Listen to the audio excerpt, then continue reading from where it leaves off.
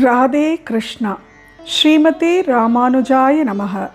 யோ நித்யம் அச்சுத பதாம்புஜ யுக்ம ருக்ம வியாமோகதாம் ஸ்ததிதராணி த்ரிநாய மேனே அஸ்மத் குரோர் பகவதோ தயைக சிந்தோஹோ ராமானுஜஸ்ய சரணம் சரணம் பிரபக்ஞே. ரொம்ப அழகாக பேசின்னு இருக்கா பெண் பிள்ளை. 30 வாக்கியங்கள் பெண் பிள்ளை பேசின வாக்கியங்களை கேட்டுட்டோம். ராமானுஜர் கேட்ட ஒரே ஒரு கேள்விதான், எல்லோருக்கும் புகும் ஊர் உனக்கு புறப்படும் ஊராயிற்றோ அப்படின்னு கேட்டாராம். அந்த ஒரு கேள்விக்கு பெண் பிள்ளை 81 வாக்கியங்களாக பதில் சொல்கிறா. அதில் 30 வாக்கியம் சொல்லிட்டார். ராமானுஜர் என்ன ஆச்சரியம்னா, அவர் அப்படியே நின்ன இடத்துல பெண் பிள்ளை பேசுகிறத ஆனந்தமாக கேட்டுருக்கார். உட்கார கூட இல்லையாம், அவர் பாட்டுக்கு நின்றுண்டு கேட்டுருக்கார். ஏன்னா அவ்வளோ சுவாரஸ்யமாக அந்த பெண் பிள்ளை பேசின்னு வராளாம். இப்போது 31வது வாக்கியம் ரொம்ப ஆச்சரியமான ஒரு வாக்கியம். என்ன வாக்கியம்?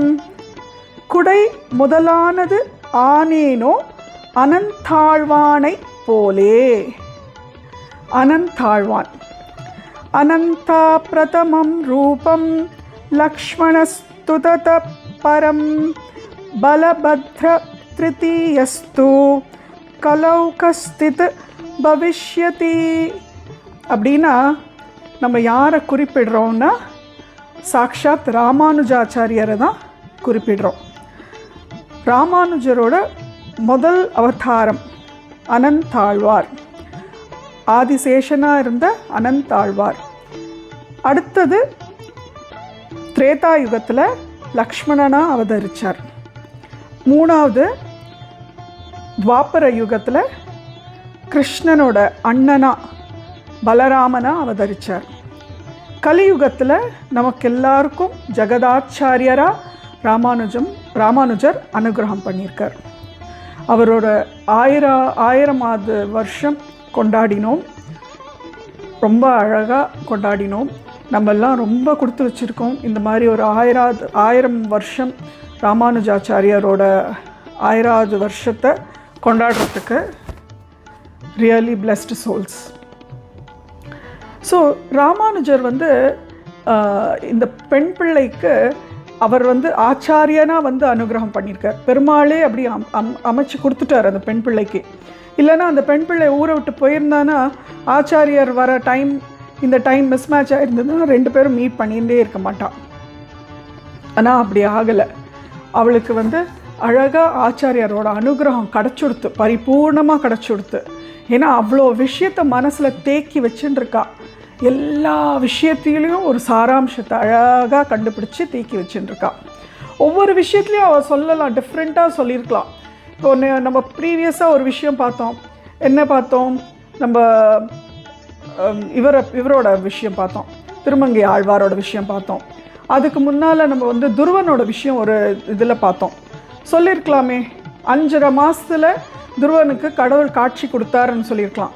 ஆனால் அது சொல்லலை. அவ தந்தை எங்கே என்றேனோ துருவனை போலேன்னா அந்த சோர்ஸ் அவனுக்கு கிடைச்ச அந்த ஒரு பரம திருப்தி ஓட சோர்ஸை அவள் அழகாக அதை எடுத்து அவள் சொல்கிறா. ரொம்ப பியூட்டிஃபுல்லாக. சஞ்சயனை பார்த்தோம். சஞ்சயன் மகாபாரதம் போகிற ஃபுல்லாக சஞ்சயன் விவரிச்சார் இல்லையா? ஸோ அதை சொல்லியிருக்கலாம். ஆனால் அதை சொல்லலை. அந்தரங்கம் புக்கேனோ சஞ்சயனை போலே அப்படின்னு அந்த வாக்கியத்தை தான் சொன்னான். ஸோ என்ன சோர்ஸோ அந்த சோர்ஸை அழகாக அவள் எடுத்து சொல்கிறா. அவ்வளோ பியூட்டிஃபுல்லாக சொல்கிறா. கிருஷ்ணன் போய் நம்பின்னு சொல்கிறோம். ஹரிச்சந்திரனை பற்றி சொல்லியிருக்கலாம், இந்த சத்தியம் சொல்கிறவர் அப்படின்னு இல்லையா? இல்லைன்னா ராமரை சொல்லியிருக்கலாம். ஆனால் கிருஷ்ணனை சொன்னான். ஏன்னா கிருஷ்ணன் சத்தியம் சொல்கிறார். அவர் சொன்ன சத்தியம் நிறைய இருக்குது. அந்த சத்தியத்தை நம்ம பார்த்தோம் இல்லையா? இப்போவும் பார்த்துட்டுருக்கோம். ஒவ்வொரு வாக்கும் கிருஷ்ணர் சொன்னது சத்தியம் இல்லையா? அந்த மாதிரி அவள் எடுத்து சொல்கிற ஒவ்வொரு வார்த்தையிலையும் அந்த சாராம்சம் இருக்கே, அந்த எந்த ஒரு சோர்ஸ் அப்படின்னு சொல்கிறோமோ அந்த சோர்ஸை அழகாக அவள் எடுத்து சொல்கிறாள். ஸோ இந்த வாக்கியத்துலேயும் அனந்தாழ்வாரை பற்றியே பேசுகிறா. யார்கிட்ட? சாக்ஷாத் ராமானுஜர்கிட்டயே அவரை பற்றியே அவ சொல்லறா.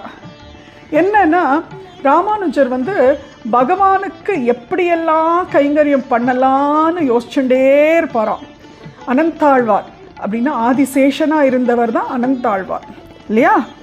அப்போது சென்றால் கொடையாம், இருந்தால் சிம்மாசனமாம், நின்றால் மரவடியாம், நீள்கடலுள் என்றும் புனையாம், மணிவிளக்காம், பூம்பட்டாம், புல்கும் அணையாம், திருமார்க்கு அரவு அப்படின்னு சொல்கிறான்.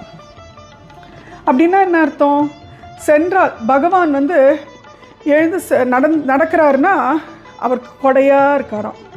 ஆதிசேஷன் வந்து அப்படியே அவரோட அந்த 1000 தலை நாகத்தை அப்படியே விரித்து அப்படியே கொடையாக இருக்காராம் பெருமாளுக்கு.